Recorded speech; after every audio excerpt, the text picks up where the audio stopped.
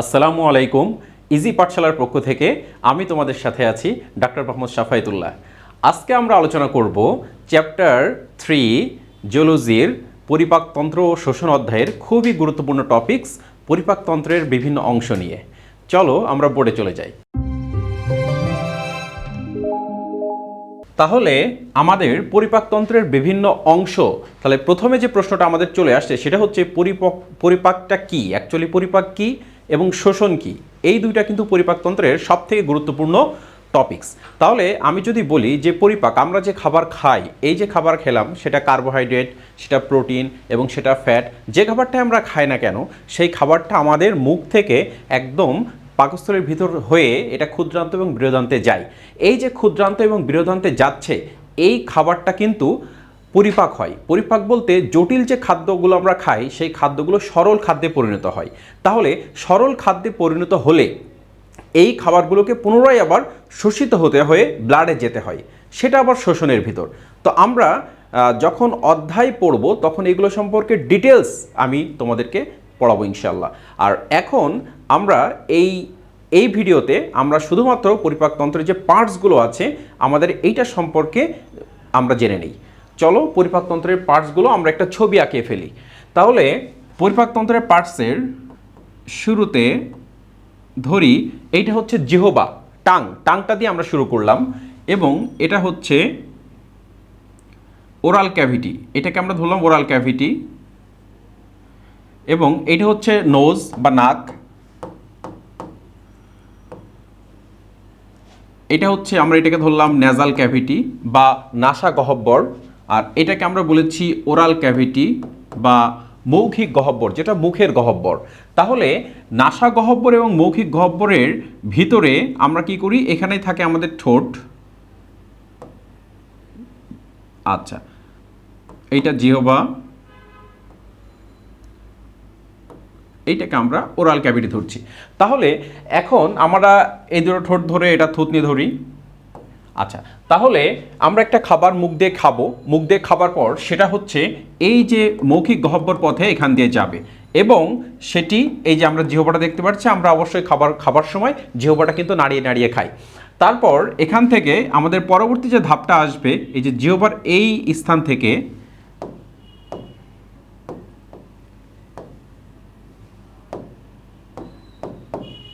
জিহ্বার এই স্থান থেকে যে অংশটা আসবে সেটাকে আমরা বলবো অন্ননালী।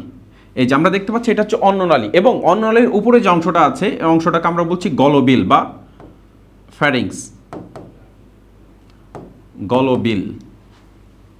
আর এই যে অংশটা, এই অংশটা হচ্ছে অন্ননালী বা ইসোফেগাস।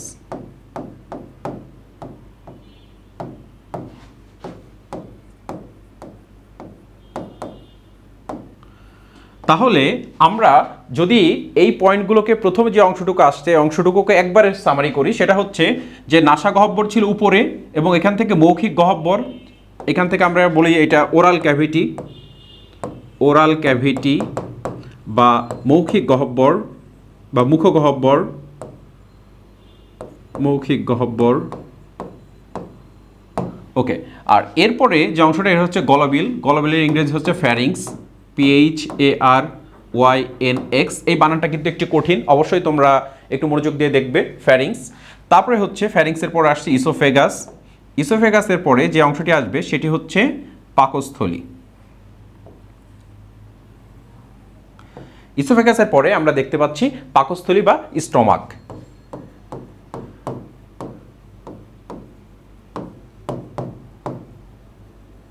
পাকস্থলী। ওকে, তাহলে পাকস্থলীর পরে আমরা পরবর্তী স্লাইডে যাই। ধরি এটা ছিল আমাদের পাকস্থলী। পাকস্থলীর পরের যে অংশ আছে সেটা হচ্ছে সি শেপড। আমরা দেখতে পাচ্ছি একটা সির মতো কার্ভ, সেই কার্ভটাকে আমরা নাম দিই ডিওডেনাম।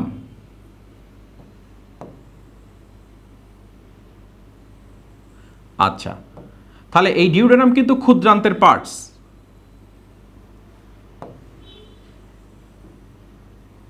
ওকে, তাহলে আমরা অনেকগুলো ক্ষুদ্রান্তের অংশ আঁকিয়ে ফেললাম। তাহলে আমরা ধরি এখান থেকে এখান থেকে এই অংশ পর্যন্ত সব অংশটুকু, সব পার্টসটুকু হচ্ছে ক্ষুদ্রান্ত। সব অংশটুকু হচ্ছে ক্ষুদ্রান্ত এবং আমাদেরকে ক্ষুদ্রান্তের ইংরেজিটা জানতে হবে। ক্ষুদ্রান্তের ইংরেজিটা হচ্ছে স্মল ইন্টেস্টাইন। তাহলে আমরা বানানটা একটু লিখে ফেলি, স্মল ইন্টেস্টাইন। ওকে, তাহলে ক্ষুদ্রান্তের পার্টস আমরা নবম দশম শ্রেণীতেও শিখেছি যে 3টি পার্টস আছে ক্ষুদ্রান্তের। এই 3টি পার্টস হচ্ছে ডিওডেনাম, জেজুনাম এবং ইলিয়াম। তাহলে এই যে ডিওডেনাম আমরা ধরি এখান থেকে এই অংশ পর্যন্ত ডিওডেনাম, এইটা হচ্ছে সি শেপড অংশ। তারপরে এখান থেকে জেজুনাম ধরি, এখান থেকে শুরু করে এতটুকু অংশ ধরি জেজুনাম। এই যে এই অংশটুকু সবটুকু আমরা ধরছি হচ্ছে জেজুনাম। আর পরের যে অংশটুকু আসছে এই অংশটুকুকে আমরা ধরছি সবই ইলিয়াম। তাহলে এখানে যখন ইলিয়াম বানানটি আমি লিখেছি, বানানটি একটু খেয়াল করতে হবে, ILEUM। এই ইলিয়াম নামের আরেকটি অংশ কিন্তু আমাদের শরীরে আছে, সেটি হচ্ছে হিপবোনের পার্টস। হিপবোনের আমরা জানি হিপবোন যেটা আমাদের মাথাতে থাকে, তো এই হিপবোনের 3টি পার্টস আছে। এই 3টি পার্টস হচ্ছে যথাক্রমে ইলিয়াম, ইসচিয়াম এবং পিউবিস। সেই ইলিয়াম কিন্তু আমাদের বানানটা একটু আলাদা, আমরা খেয়াল করব। সেই ইলিয়াম যেটি হিপবোনের পার্টস, সেটির বানান হচ্ছে ILIUM। তাহলে এই ইলিয়াম এবং এই ইলিয়ামের মধ্যে একটা ডিফারেন্স আমাদের মনে রাখতে হবে। অনেকে ইলিয়াম বানানটা ঠিক করে লিখতে পারে না। তাহলে যে ইলিয়াম যেটা আমরা মনে রাখবো আমাদের যে নাড়ি আছে, যে নাড়িভুঁড়ি আছে বা ইন্টেস্টাইন আছে, এর নাড়িভুঁড়িগুলো পেঁচানো, দ্যাটস ওয়াই ইউ পেঁচানো। আর ইলিয়াম যেটা হচ্ছে হিপবোন, আমরা সোজা হয়ে দাঁড়াচ্ছি, হিপবোন আছে আমাদের হাতে পাচ্ছে, এই যে হিপবোন আছে এই হিপবোনটা কিন্তু সোজা মানুষের, তাহলে হিপবোনের হচ্ছে আই থাকে। তাহলে এখান থেকে আমরা বানানটা মনে রাখবো। আচ্ছা, তাহলে ডিওডেনাম, জেজুনাম এবং ইলিয়াম, এটা আমরা পার্টসটা শিখে ফেললাম। কিসের পার্টস? ক্ষুদ্রান্তের পার্টস। এখন চলে যাব বৃহদান্তে। তাহলে আমরা চলে যাই বৃহদান্তে।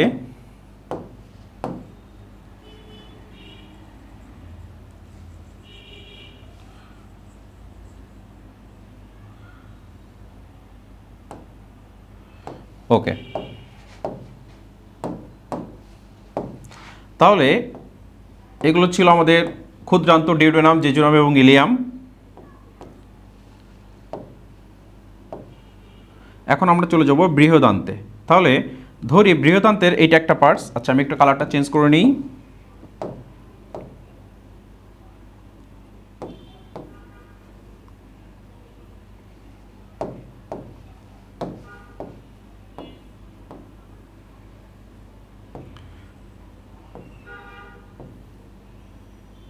এই যে আমরা দেখছি বৃহদান্তের আমাদের পার্টস শুরু হয়ে গেছে। বৃহদান্তের যে পার্টস, এই পার্টসটি প্রথম যে অংশটি সেটি হচ্ছে সিকাম। এই যে অংশটি এটি হচ্ছে সিকাম। এই সিকামের উপরে যেটা যাবে সেটা হচ্ছে কোলন। তাহলে আমরা কোলন আঁকাই ফেলি।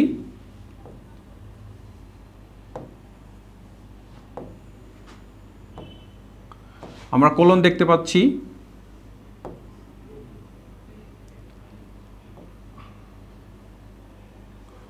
ওকে,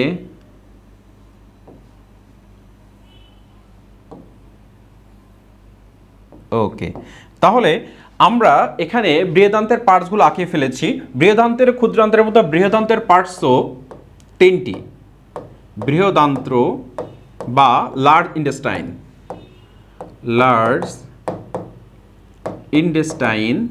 এই লার্জ ইন্টেস্টাইনের পার্টসের ভিতরে তাহলে প্রথম অংশ এটি হচ্ছে সিকাম, CAECUM, সিকাম। ওকে, তাহলে এই অংশটি হচ্ছে সিকাম। এই সিকামের সাথে আমরা ঊর্ধ্বমুখী কোলন, যেটা উঠে যাচ্ছে, উপরের দিকে উঠছে, এখান থেকে শুরু করে একদম এই অংশ পর্যন্ত এইটুকু সবই হচ্ছে কোলন। তাহলে 2 নম্বর পার্টস হচ্ছে কোলন। এই কোলনকে আবার 4টি ভাগে ভাগ করা হয়েছে। তাহলে যেটি উঠে যাচ্ছে সেটি হচ্ছে ঊর্ধ্বমুখী কোলন, বা ঊর্ধ্বমুখীর ইংরেজি আমরা এখান থেকে একটা ভোকাবুলারি শিখে নিই ইংরেজির, সেটা হচ্ছে অ্যাসেন্ডিং। অ্যাসেন্ডিং শব্দের অর্থ হচ্ছে ঊর্ধ্বমুখী। তাহলে অ্যাসেন্ডিং বানানটা আমরা দেখি ASCENDING, অ্যাসেন্ডিং কোলন। এবং অ্যাসেন্ডিং কোলনের পাশাপাশি যেটা যাচ্ছে সেটা হচ্ছে আমরা দেখতে পাচ্ছি যে আড়াআড়ি আমাদের ঠিক পেটের মাঝখান বরাবর আড়াআড়ি থাকে যে কোলনটা, সেটাকে আমরা বলি অনুপ্রস্থ কোলন। অনুপ্রস্থ সেটাকে আমরা বলি ট্রান্সভার্স, ইংরেজি হচ্ছে ট্রান্সভার্স কোলন। এবং যেটি নিচের দিকে চলে যায় সেটিকে আমরা বলি ডিসেন্ডিং কোলন। Descending colon. এবং এর সাথে আমরা দেখতে পাচ্ছি নিচে আরেকটু এস শেপড, এই এস শেপ যেটা সেটাকে আমরা বলি সিগময়েড কোলন। Sigmoid colon. তাহলে আমরা কোলনের যে চারটি পার্টস, এই চারটি শিখে গেলাম। একটা হচ্ছে এতে অ্যাসেন্ডিং, টিতে ট্রান্সভার্স, ডিতে ডিসেন্ডিং, এসতে সিগময়েড। তাহলে এটি ডিএস, এই চারটা এটি ডিএস, এই চারটা হচ্ছে কোলনের পার্টস। তাহলে তারপরে যে অংশটি আসছে সেটি হচ্ছে রেকটাম। রেকটাম। তাহলে এই যে এই অংশটুকু হচ্ছে রেকটাম। এবং একদম নিচে আমরা দেখতে পাচ্ছি যে পায়ুছিদ্র, এই পায়ুছিদ্রের ইংরেজি হচ্ছে অ্যানাল ক্যানেল। তাহলে আমরা এই যে অ্যানাস দেখতে পাচ্ছি, অ্যানাস দেখতে পাচ্ছি যেটা হচ্ছে পায়ুছিদ্র। তাহলে আমরা যখন কোনো খাবার খাই সেই খাবারটা কিন্তু ঠিক এই পথে পায়ুছিদ্র দিয়ে শেষে খাবারটা বজ্র হিসাবে বাইর হয়ে যায়। তাহলে আমাদের পরিপাকতন্ত্রের মোটামুটি পার্টসগুলো সম্পর্কে আমরা একটা ধারণা পেলাম। এখন আমরা যেটা শিখব সেটা হচ্ছে পরিপাকতন্ত্রের যে বিভিন্ন পার্টসের লেন্থ কতটুকু। এই লেন্থ কিন্তু পরীক্ষার সময় একটা অবজেক্টিভ আসে। আচ্ছা, লেন্থ শেখার আগে আমরা চলো একটা ছবি দেখে আসি, 3D ছবি। ওকে, তাহলে দেখো এই যে আমরা কিন্তু এখানে একটা কমপ্লিট ছবি দেখতে পাচ্ছি, যে ছবিটা হচ্ছে একটা অলিমেন্টারি ট্র্যাক্টের, একদম মুখ থেকে শুরু করে একদম পায়ুছিদ্র পর্যন্ত। তো আমরা যদি এখান থেকে একটু মিলাই নিই, এই যে আমরা যে ছবিটা আঁকালাম সেটা হচ্ছে, এটা হচ্ছে টাং, আমরা টাংটা দেখতে পাচ্ছি। আচ্ছা, টাং দেখতে পাচ্ছি। এবং এর সাথে আমরা দেখতে পাচ্ছি এই যে বিভিন্ন গ্ল্যান্ড আছে, সাবলিঙ্গুয়াল গ্ল্যান্ড, সাবম্যান্ডিবুলার গ্ল্যান্ড, ওকে, তারপরে হচ্ছে প্যারোটিড গ্ল্যান্ড, তিনটা গ্ল্যান্ড থাকে আমরা জানি, এগুলো সব স্যালিভারি গ্ল্যান্ড।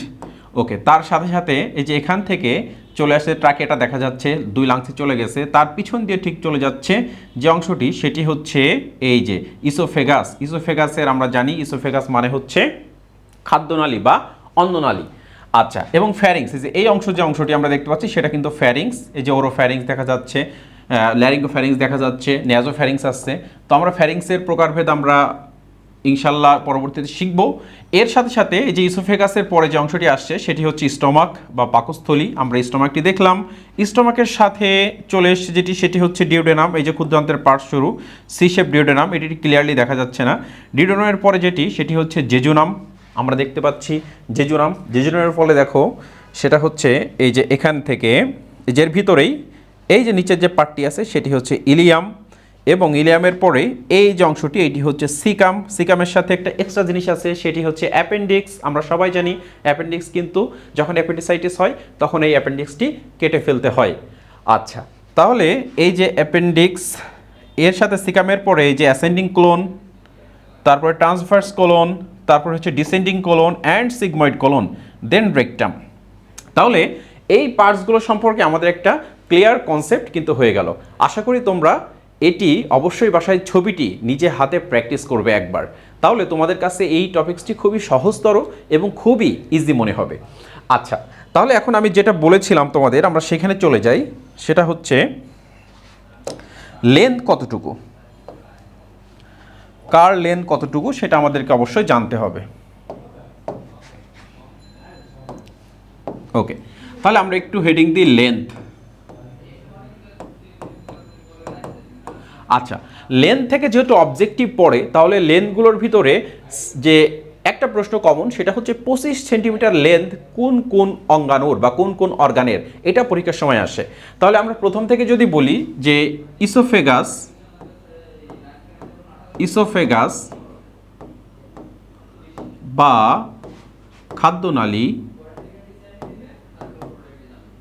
ওকে। আচ্ছা, আমরা গলবিলেটটাও অ্যাড করে দিই, সেটা হচ্ছে ফ্যারিংস বা গলবিল। গলবিলের লেন্থ হচ্ছে আমরা সবাই জানি 12.5 সেন্টিমিটার, এবং ইসোফেগাস বা খাদ্যনালী সে হচ্ছে 25 সেন্টিমিটার। এর সাথে আছে পরবর্তী অংশ স্টমাক। এই স্টমাকের লেন্থ হচ্ছে গড়ে 25 থেকে 30 সেন্টিমিটার, 25 টু 30 সেন্টিমিটার। আচ্ছা, তারপরে হচ্ছে আমাদের স্টমাকের পরে আছে হচ্ছে ক্ষুদ্রান্ত। ক্ষুদ্রান্ত মানে হচ্ছে স্মল ইন্টেস্টাইন। তাহলে এই যে স্মল ইন্টেস্টাইনের লেন্থ কতটুকু, সেটা হচ্ছে 6 টু 7 মিটার। অনেক বড় লেন্থ, 6 থেকে 7 মিটার। তাহলে এত বড় একটা অংশ, এত বড় নাড়ি, 6 থেকে 7 মিটার একটা নাড়ি আমাদের পেটের ভিতরে কিন্তু রয়েছে। তাহলে এখান থেকে আমরা যদি বলি ডিউডেনামের লেন্থ হচ্ছে 25 সেন্টিমিটার অ্যাপ্রক্সিমেটলি। তাহলে আমরা দেখতে পাচ্ছি ইসোফেগাসের লেন্থ তো 25, স্টমাকের লেন্থ তো 25, ডিউডেনামের লেন্থ তো 25। এই তিনটাই কিন্তু গড়ে 25 সেন্টিমিটার এদের লেন্থ।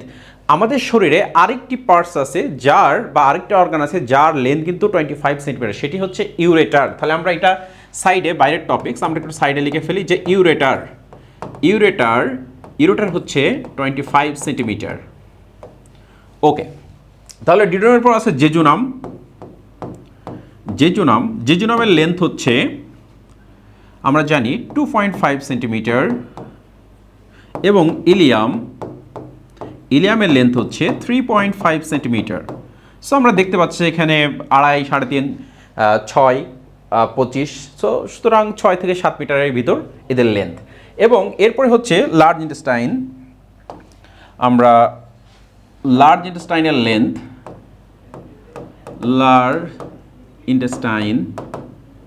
এর লেন্থ হচ্ছে 1.5 মিটার। তাহলে স্মল ইন্টেস্টাইনের লেন্থ অনেক বড়। আমরা দেখেছি যখন হচ্ছে কোরবানির সময় থাকে, তখন যখন ছাগলের ভুঁড়ি থাকে, তখন কিন্তু দেখা যায় ছোট ছোট চিকন নাড়িগুলো কিন্তু অনেক পেঁচানো, সেগুলো কিন্তু হচ্ছে স্মল ইন্টেস্টাইন। এবং যেটি পরে থাকে সেটা কিন্তু অনেক মোটা, সেটা কিন্তু লার্জ ইন্টেস্টাইন। মানুষের ক্ষেত্রেও সিমিলার, আমরা কিন্তু এই জিনিসটা কখনো খেয়াল করি না। ওকে, তাহলে এই যে লার্জ ইন্টেস্টাইন, তার লেন্থ 1.5 মিটার। সেখানে প্রথম যে অংশটি সেটি হচ্ছে সিকাম, খুবই অল্প লেন্থ, 2 ইঞ্চিস মতো লম্বা। আর সিকামের সাথে অ্যাসেন্ডিং কোলন, সেটির লেন্থ হচ্ছে 21 সেন্টিমিটার। ট্রান্সভার্স কোলন কিন্তু অনেক বড়, সো ট্রান্সভার্স কোলনের লেন্থ হচ্ছে অ্যাপ্রক্সিমেট 50 সেন্টিমিটার। অ্যান্ড যেহেতু অ্যাসেন্ডিং কোলন ঊর্ধ্বমুখী, ডিসেন্ডিং কোলন নিম্নমুখী, সেম লেন্থ। তাহলে ডিসেন্ডিং কোলন